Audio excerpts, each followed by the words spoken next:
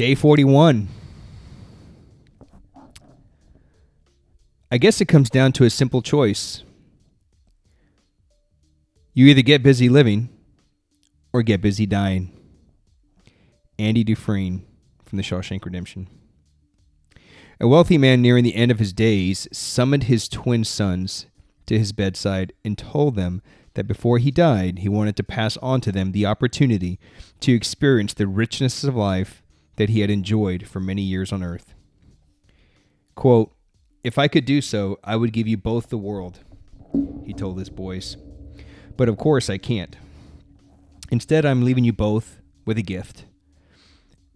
The boys both wept to hear their father speak of his approaching death, but he bade them hush in a wave of his hands. "I am giving you a purse to finance your adventures. What goes into each purse is your choice." The man lifted a pair of beautiful lacquer boxes from the bedside table onto his lap, then reached inside one and held out his hands to his sons. One grasped a sheaf of 1,000 crisp, new $1,000 bills. $1 million cash.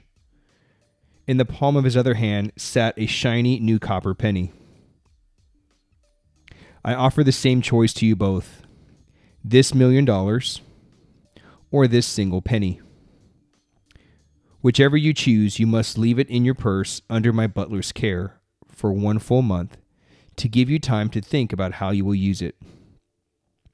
Whatever you do not take will be returned to my estate, which I'll leave to charity. One more thing," he added. "If you choose the $1 million, you may, if you wish, draw against it as credit with my own bank in town. If you choose the penny, you can also draw against it, but every day you choose to leave the penny's line of credit untouched. My butler has instructions to double the contents of your purse for as long as it is under his care. Now, go, rest and think. Here, take this book with you to pass the evening hours. Tomorrow morning, come back and tell me your choice." He gave them each a copy of a little book of stories, kissed them both, and sent them on their way. Late that night, the first boy lay in bed, musing over the day's events. "Which should I take?" he wondered. "And why is our Father giving us this choice?" Unable to sleep, he turned on his light and looked around for the book his father had given them both. He figured a little reading would help pass the time. And who knew, maybe he'd get sleepy. He found the book and for the first time noticed the title embossed on the cover in simple gold lettering. The Choice. He muttered. The choice? Sounds mysterious. Choice between what and what? Flipping through the book's pages, he saw that each of its many chapters was no more than a single page long. And at least at first glance, their titles didn't appear to have anything to do with each other. It seemed like a random assortment of fables or children's stories. He was about to toss the book aside, but some nudge from within him whispered, "Go ahead and read a little." He turned back to the first story, which was called The Water Hyacinth, and began to read. The Water Hyacinth. Once there was a little water hyacinth that grew near the edge of the pond. It had dreams of seeing the other side of the pond, and when it murmured to itself about these dreams, the water just laughed and lapped at it dismissively. The other side, indeed, for any tiny plant that couldn't even move? Impossible. The water hyacinth can typically be found floating on the surface of ponds in warm climates around the world. And it is a beautiful plant with delicate 6-petal flowers that range from purplish blue to lavender to pink. This particular plant was a perfect specimen, very beautiful, very small, and very delicate. However, and this was something the water didn't know, The water hyacinth is also one of the most productive plants on Earth, with a reproductive rate that astonishes botanists and ecologists.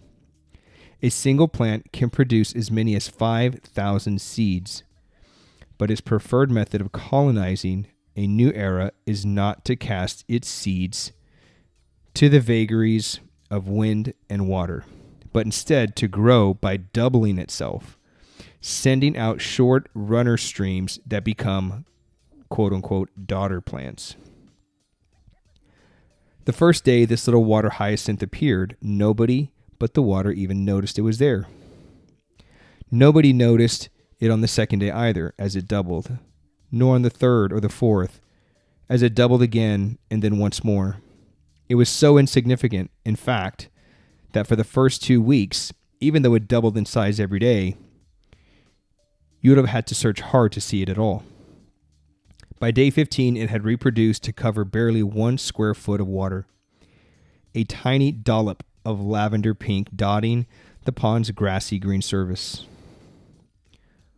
On day 20, 2/3 of the way through the month, one person passing by the pond noticed the little patch of foliage floating off to the side, but mistook it for a lost bath towel or perhaps a discarded piece of wrapping paper. More than a week later, on day 29, half the pond's surface was still open water. And on day 30, just 24 hours later, the water's surface had totally disappeared.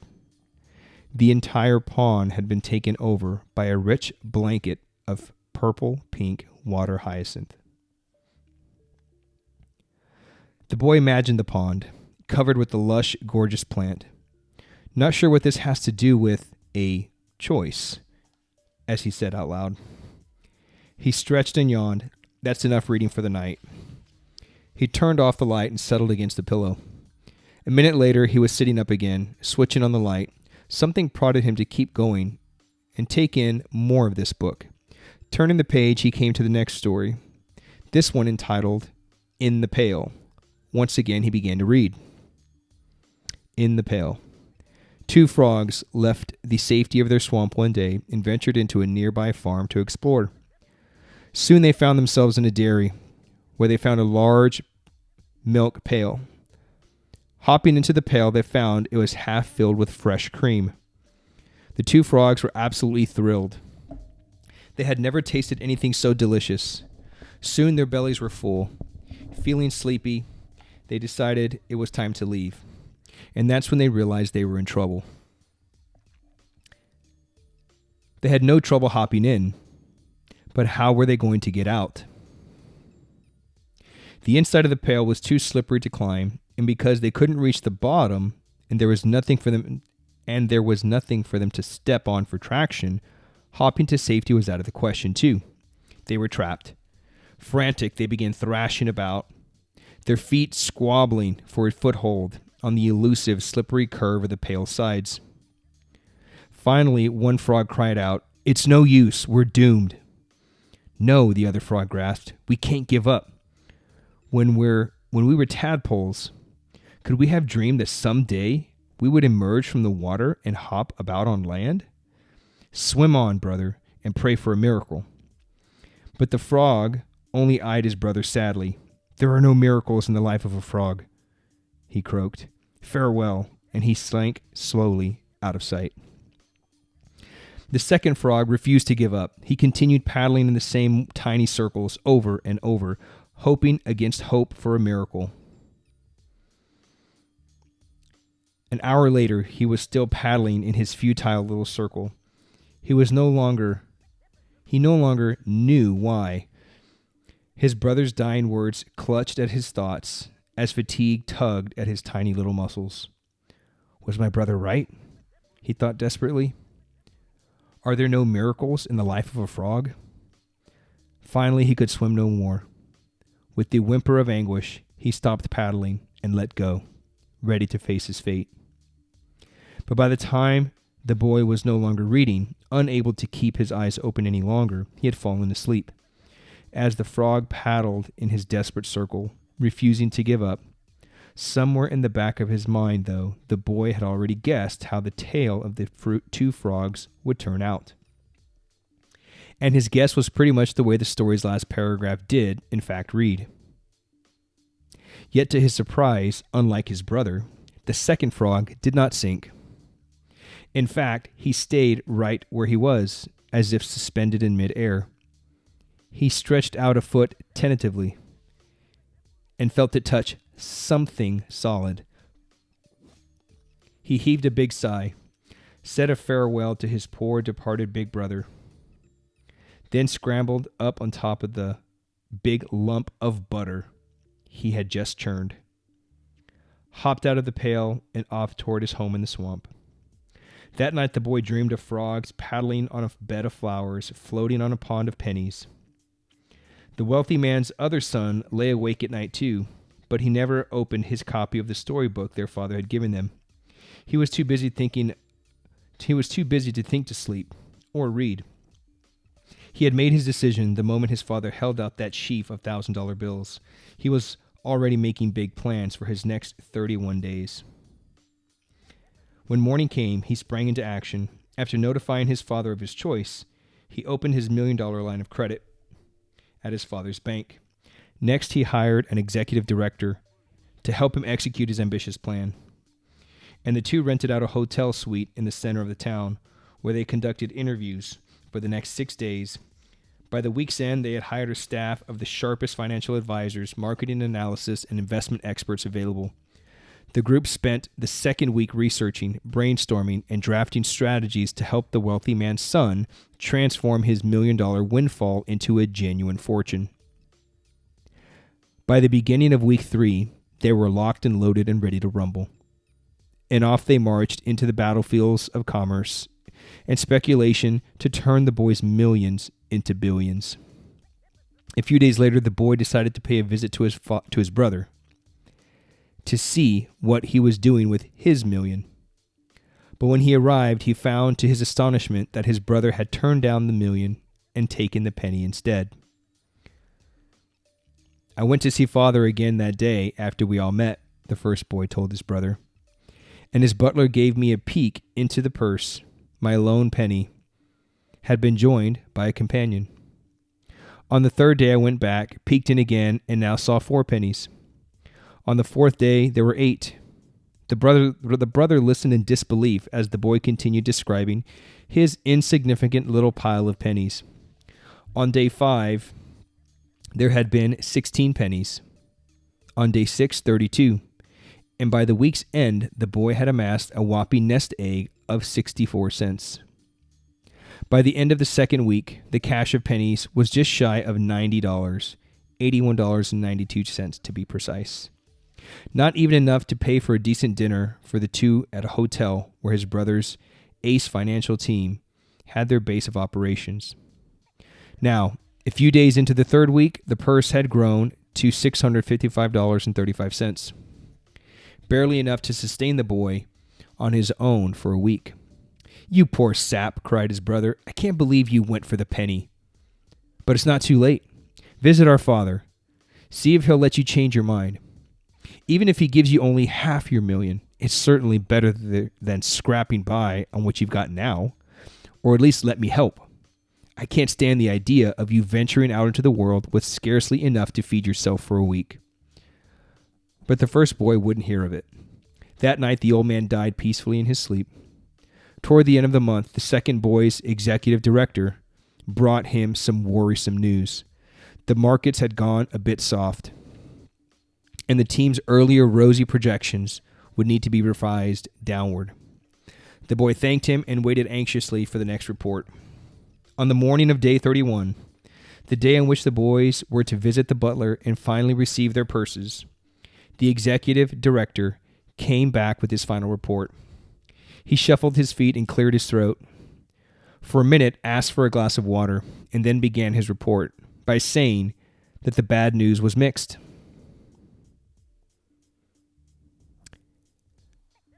Some investments had performed quite well.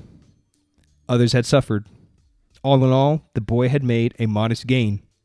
The team had succeeded in parlaying his $1 million into nearly $1.5 million. An appreciation of 50%. That was the good news. And the bad news, the boy held his breath. Well, continued the executive director, expenses, including the team's commissions, taxes, broker fees, interest on the credit line, the bill for the hotel suite. He cleared his throat again, took a sip of water and continued. And of course, my salary for the month come to just over $1.75 million. The boy was $250,000 in the red. Not only was he not rich, he actually owed a fortune. He was ruined. In a panic, he rushed across town to see his brother, and this time he received an even larger shock than the first time he'd gone to visit. On day 28, the first boy's purse of pennies had passed the $1 million mark. And on day 29, the $2.5 million mark. Yesterday, on day 30, it had exceeded $5 million. And today, when the butler handed his purse over to his own care, it had topped out at $10,737,418.24. The boy who chose to wait for the penny had discovered the extraordinary power that some call the eighth wonder of the world, the remarkable creative force of compound interest. The very same force that blanketed the pond's surface with water hyacinth and churned the frog's cream into butter. The boy who chose the $1 million was broke and deeply in debt. The boy who chose the penny was worth more than $10 million. So that is a few pages, again, from The Slight Edge. It's a book I'm reading right now. Pretty interesting, man. I mean, we've heard that a lot, right? There's a little bit more I want to touch on here in a second. But a penny, right? I did a post on the small things the other day. It's those small things that we do each and every day, right? So in relation to like why should you care about any of this? Well, I mean, just think about me deadlifting every day, right? Like one deadlift cycle won't get me to my goal, right? I've run many deadlift cycles. I did deadlift cycles for like a 7-year period. But I decided to shift to deadlifting daily, right? I started with the 30 days of deadlifting. And then I just kind of kept it going. I don't know who said this, but it's true. If something is important, do it every day, right? Which is what I kind of covered on the small things episode. It's this practice of me deadlifting daily, right? Dedicating a technical day to hone my craft, right? Doing these little movement and mobility exercises. This exercise you see here is called the zipper. And for one, I have to actively use my hip flexors, right? So mobility versus flexibility, right? Flexibility is passive, mobility is active. And obviously you've got to have passive before you can have active. But I started incorporating this at the end of my training sessions to really work on my inner groin, right? So in sumo deadlift, you get in a lot of hip abduction, but not a lot of hip adduction, right? So this is kind of helping me tie that in here. But I want to touch a little bit more on this concept of the penny and what it has to do with deadlifting every day and just doing these small things like each and every day. There's a Chinese proverb that goes, "The journey of 1,000 miles starts in a single step," right? We hear these quotes, right? Like, how do you eat a whale? One bite at a time. How do you get to this specific destination? Well, one foot in front of the other, right? One step at a time. And so he continues here later in the book. He says, I've presented the story of the penny doubled every day to hundreds and hundreds of audiences. And people often come up to me afterwards saying something like, wow, that's amazing. To think that you could start with nothing and build a fortune. But that's not quite what the story says. The wealthy man's son didn't start with nothing. He started with a penny. Yeah, but no big deal, right? Of course he started with a penny, but that's basically the same thing as starting with nothing. No, it's not. It's starting with the penny. It may seem like an insignificant difference, but then by now you're probably starting to have a different perspective on that word insignificant, aren't you? Because the truth is, while that penny might be small, it's far from insignificant. In fact, it makes all the difference in the world. By this point, I'm sure you've grasped the central idea of this book. It doesn't take superhuman leaps to accomplish great things. Whatever success you want to create, whatever feats you want to achieve, whatever dreams you want to make real, you can. And you don't have to do impossible, extraordinary things to make that happen. See, man, like, that's what I'm doing here with this daily deadlift, right? I'm not doing anything extraordinary. Like, people freak out when they ask me, like, man, like, you've got such a crazy big deadlift. Like, how did you, like, what kind of, dude, I get it. I get the questions. Like, what kind of assistance exercises did you do? Like, did you really just do that only, like, how did you build that deadlift? And I tell them, all I did was deadlift. I didn't do anything extraordinary. I focused on the deadlift and the deadlift alone. Focused on my skill set, right? And then, of course, there's the programming, right? Having the right programming, knowing when to pivot, when to add volume, when to take off volume, knowing when to peak intensity, when to back down on intensity, right? Those are some of the nuances, but I didn't do anything extraordinary, especially in these last, 41 plus days. I'm actually, as I'm recording this video, I'm a few videos ahead of you guys, but I'm on day 54, right?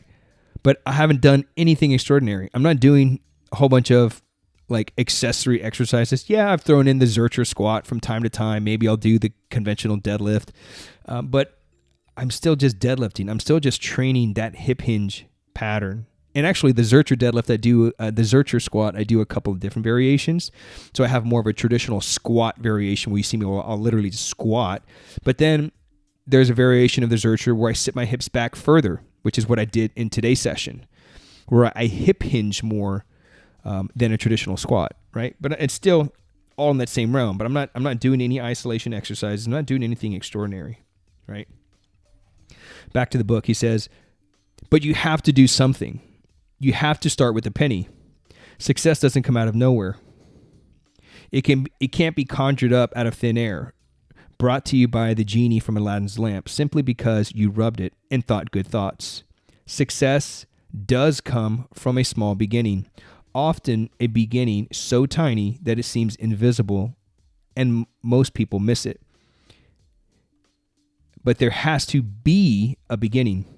Some of the largest companies in the world started out as a little more than a penny. In 2003, a Harvard sophomore named Mark, sitting in his dorm room, cobbled together a website that let other students compare 2 student photos at a time and vote on which one was better looking. He called his little project Face Smash, and it nearly got him kicked out of Harvard. Today, 10 years later, it has more than 1 billion users. It has transformed the nature of global communications, and Mark Zuckerberg is one of the wealthiest and most influential people in the world. Face Smash may have been more a sophomoric prank than a serious business idea when Zuckerberg first came up with it. But the point is, he came up with it. The $1 billion phenomenon, Facebook, didn't come out of nowhere. It started with a penny. 30 years before Zuckerberg was getting into trouble at Harvard, a dead broke English teacher named Steve was struggling to make a living writing stories for men's magazines in his spare time. He had started a story about a troubled high school girl, but after writing the first 3 pages, he realized the story wasn't working and tossed the pages in the trash. Why add yet one more to his large and growing stack of rejection notices? The next day, as Steve's wife was doing some straightening up, she bent down to empty the trash and noticed the curled little sheets of paper. She straightened them out, dusted off the cigarette ashes, read them, and set them back down on Steve's desk. Quote, "I think you've got something here," she told him. Maybe something worth finishing. She was right. He did finish it. And the paperback rights sold for nearly $500,000. What's more, his story of the troubled schoolgirl named Carrie launched his career. Propelled by the novel that was pulled from the trash, Stephen King became one of the most successful writers of the 20th century. What Tabitha King recognized in the trash basket may have been a tarnished penny, but still, it was a penny. Let's look back another 20 years. That one chilly day in December 1955, when an unknown 42-year-old seamstress in Montgomery, Alabama, decided she had enough. She was tired after a long day's work. Most of all, she was tired of being treated the way she was, and tired of every other person of her color being treated that way too. So she was told to give up her bus seat to a white passenger. She refused, even when the bus driver threatened her with arrest. It was no idle threat. She was arrested, then convinced and fined for violating a city ordinance. Her case was a catalyst for the formation of a new civil rights organization. On the same day of the woman's hearing, the newly formed Montgomery Improvement Association elected a young and relatively unknown minister named Martin Luther King Jr. to be its spokesperson, launching a movement that over the next decade abolished legal segregation and radically transformed the face of a nation. Rosa Parks was a penny. Now, let's do one last bit of time travel. There was a time, a certain number of years ago, when a tiny blob of gelatin began to pulse with hidden potential. It was barely more than a speck of matter, about the thickness of a dollar bill. At the very threshold of human sight, any smaller and it would have been invisible to the naked eye. Though tiny, this insignificant little dot of matter, you could have fit about 20 of them on the head of a pin, contained chemical instructions that, if printed out, would have filled more than 500,000 pages. In fact, it was among the most organized, complex structures in the universe. Over the next 9 months of slight edge compounding, this little blob of gelatin would blossom into over 30 trillion cells before being born into the open air and letting out a wail as it took its first breath. It would become you. You started as a penny. He goes on and on about this concept. Excuse me. So, the penny, right? A little bit each day, the small things. Deadlifting every day, making healthier food choices like every day, getting up a little bit earlier every day. It seems insignificant at the moment, right? It seems like your efforts are in vain, right? Like the frog who was like just, treading cream, not treading water, treading cream, felt like his efforts were futile. Only the other frog knew better and he kept going and, obviously churned that cream into butter. It's those tiny little things, man. It's those tiny little things that you do each and every day that seem so insignificant that will have a much greater impact on your training, on your health, on your family, on your relationships than you can even imagine. And here's the thing. They're so simple. Like you hear people say like, man, if it's so easy, why doesn't everybody do it? Well, that's a good question. I mean, here's the thing. They're so simple, yes, that anybody could do them, right? Anybody can do these simple things. But they're also so simple that they're just as easy not to do, right? I've taken that same approach with my programming. I didn't set out to create some of the best programs out there, right? Certainly not like 15 like killer programs and courses, right? We've published over 15 programs that have helped guys become the strongest version of themselves. But I didn't wake up one day and have these, right? It all started with my free ebook, Kettlebell Workout Snacks, which it's been my same quote unquote freebie, if you will, to get people to experience my work and what I do. I created that in 2015, going on 7 years. And that's where I started. That was like kind of like some of my first, publication. Most of the programs that I was writing were just done within my gym. But in terms of getting my work out there to the masses, Kettlebell Workout Snacks was the first thing that I wrote. And I wrote it from a place of something. I wrote it for people from a place of something I would want to purchase, Like I would want to pull out my credit card and spend my hard-earned money on this. That's how like good I wanted it to be. I wanted it to be better than anything out there. And from what I hear, like it's a success. It has done that. You can see here, testimonial, like after testimonial, guys that have downloaded this and like, dude, like I've gotten these great results. I've lost this weight. I've lost 30 pounds. I have, dude, you should totally like be charging for this stuff. That was my intention. I wanted it to be more valuable than any other program that people have ever paid for, right? And I'm actually working on volume 5. Volume 5 is pretty much complete. I completed it about a year ago, but I just haven't, pulled the trigger on publishing it yet. And truth be told, man, like I'll be completely honest with you. I've even had guys on the channel be like, dude, this channel is like so good. And by the means, I'm not bragging. I'm just kind of letting you know like the little things I've been doing. They're like, dude, this channel's like so good. Like I feel like I've been like stealing from you. Like this information is just so good. And I appreciate you guys, consuming this information. But like truth be told, you could download Kettlebell workout snacks, okay, and never buy a single one of my programs ever. And you'll get amazing results. Now, obviously, it doesn't stop there, right? Because like these little 4-week programs, it's not going to get you to the end-all, be-all goal, right, of where you want to be. But you could totally take this, and it will rival, and I would even say put to shame, many of the other paid programs that are out there, right? And then, so after I wrote Kettlebell Workout Snacks, I wrote the next one. I wrote the next program, right? Our first one launched after that, I believe, was Double Kettlebell Manifesto. And then I wrote the next program, and then I wrote the next program.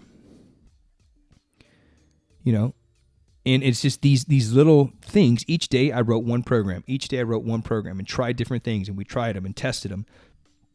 And we always try and test our programs before we put them out there. And since 2015, I've published over 15 different programs, courses, and eBooks. But it all started with that penny.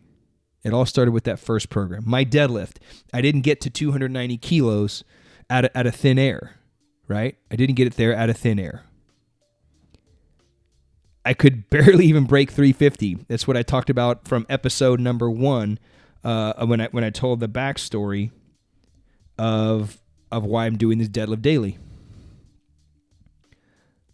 The wedge and practicing it daily, right? The skill sequencing. The mastery of the skills. The wedge is the penny. It's that little insignificant thing, the setup. Like people would probably look sideways if you're like, hey man, how'd you build a bigger deadlift or whatever? And it's like, I focused on my setup. I focused on this thing that seems so insignificant. And by repeating that setup every single day in this video for 41 plus days, going into 50 plus days that I've already got, that I've kind of been completing. It's what eventually led me to that 290 kilo deadlift. Without a belt, I mean, you see me here using the cheater straps now, but I pulled that 639, that 290 without straps, without anything, raw, straight up. But it all started with that penny. So I encourage you, man.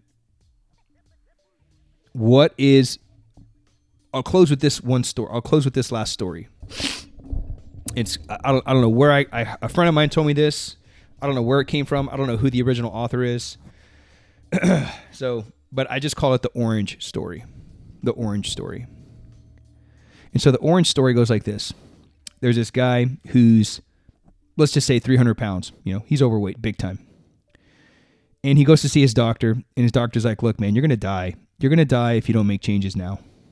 So he's like, all right, doc, well, what do you want? Like, what are you going to prescribe me? Like, give me a drug or whatever, and then I'll be on my way. And the doctor's like, no, I'm not going to prescribe you any drugs this time because you're not doing it. So I'm not going to provide you with any drugs. He goes, here's what I want you to do. He goes, every day, like his next check-in was like in 6 months. He's like, here's our next appointment is 6 months away on this date. So between now and that 6 months, I want you to eat an orange a day. That's it. And he's like, what? That's it? Just an orange a day? Like no prescriptions? He's like, nope, no prescriptions, no nothing. I don't want you exercising. I don't want you doing anything. I just want you to eat an orange a day. And so he's like, okay. So he goes within that 6-month period, he commits to eating an orange a day. Comes back 6 months later, the doc sees him and he's like, doesn't even recognize him. He's lost like 150 pounds. And he's like, man, what have you been doing the last 6 months? He goes, well, doc, I took your advice and I ate an orange a day. And he's like, there's no way that you lost this amount of weight eating an orange a day. And he goes, no, you're right. Eating an orange a day didn't do this. He goes, but over time, right? We talked about the concept of time. Time is an accelerator, right? Time is the compound effect. He says, but over time, when I went to go buy my orange, while I was in the produce section, I bought some vegetables, I bought this, I bought some fruits, and then I kind of made my way to the protein section, I bought some lean meats, right? And then just after making these better choices, that's all I did was improve my eating habits, and here I am, 150 pounds lighter, right? So the moral of that story is, what's your orange? What's your orange? What's the one thing, the one insignificant thing that you can do every single day that's going to have a dramatic impact, a dramatic impact on the rest of your life? What's the one thing you can do today that's going to help you to lose that weight, get to that fat loss? What's the one thing you can do today to build your press? What's the one thing you can do today to build your deadlift? What is that? What's your orange? Because it's that choice. It's that decision that you make every day that's ultimately going to help you to become a better man. So that's it, bro. That's all I got for you today, man. I appreciate you listening. I know these episodes have been pretty long lately, but hey, man, it's what I got on my mind. Appreciate you watching. Appreciate you listening. Talk to you in the next episode. Peace.